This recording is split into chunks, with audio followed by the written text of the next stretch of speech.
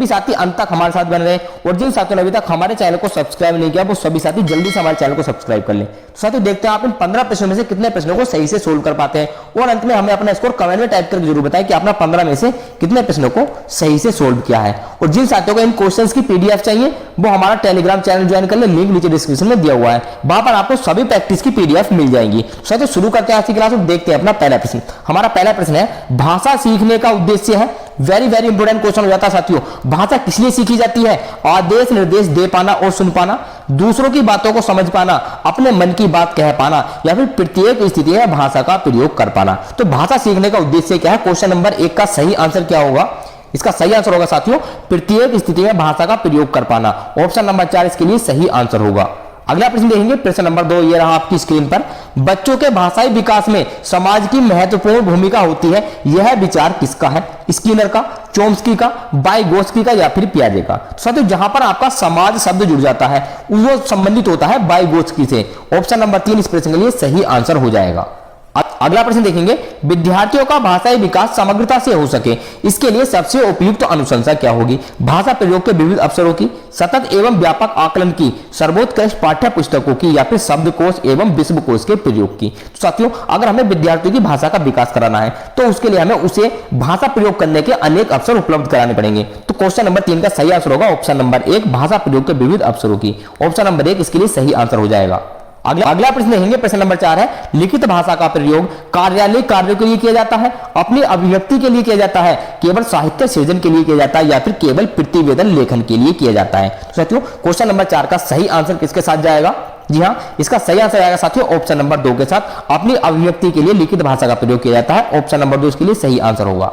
अगला प्रश्न देखेंगे, प्रश्न नंबर 5 हमारी आज की क्लास का। भाषा की कक्षा में भाषाई खेलों का आयोजन मुख्यतः आकलन का काम करता है, रोचकता और जोश लाता है, अध्यापक के काम को सरल बनाता है, या फिर भाषा सीखने की प्रक्रिया में स्वाभाविकता लाता है? साथियों भाषा की कक्षा में जो भाषाई खेलों का आयोजन होता है वह किस लिए होता है? क्वेश्चन नंबर 5 का सही आंसर क्या होगा? इसका सही आंसर होगा साथियों ऑप्शन नंबर 4 भाषा सीखने की प्रक्रिया में स्वाभाविकता लाता है। ऑप्शन नंबर 4 इसके लिए सही आंसर हो जाएगा। अगला प्रश्न देखेंगे, प्रश्न नंबर 6 ये रहा आपकी स्क्रीन पर। कविता कहानियों पर चर्चा करने एवं प्रश्न पूछने का उद्देश्य क्या है?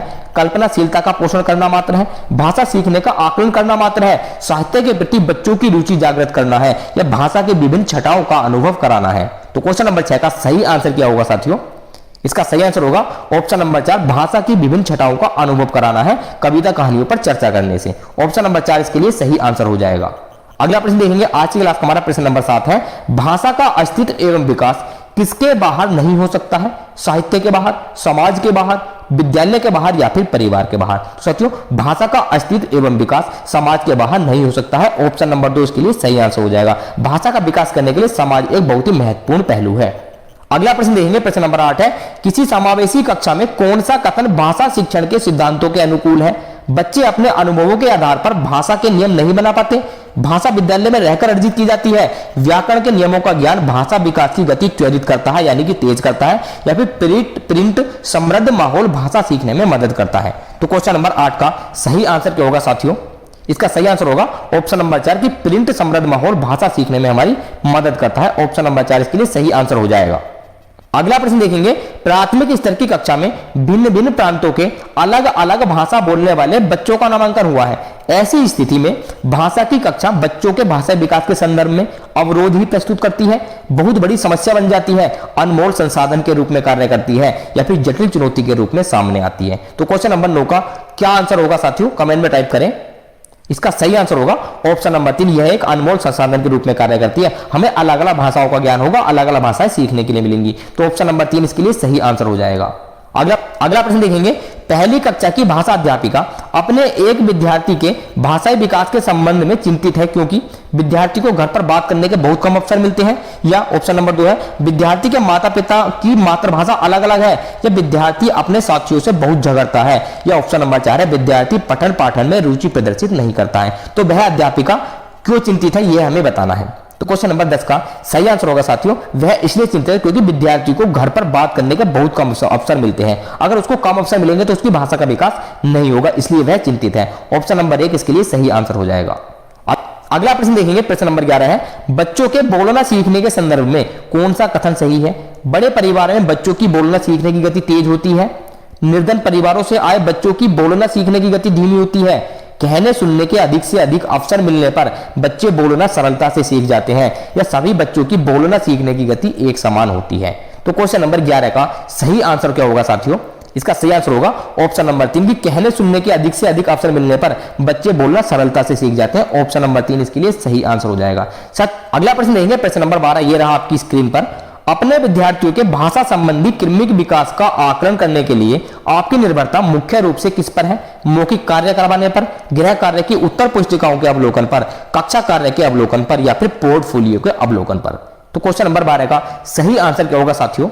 इसका सही आंसर होगा ऑप्शन नंबर 4 पोर्टफोलियो के अवलोकन पर। ऑप्शन नंबर 4 इसके लिए सही आंसर हो जाएगा। साथियों पोर्टफोलियो क्या होता है? पोर्टफोलियो एक ऐसा दस्तावेज होता है जिसमें बच्चे के बारे में सब कुछ लिखा हुआ होता है। बच्चा कैसा अधिगम कर रहा है, कितना सीख रहा है, कितना उसने सीख लिया है और क्या क्या उसमें कमियां हैं, यह सब कुछ उसके पोर्टफोलियो में लिखा हुआ होता है।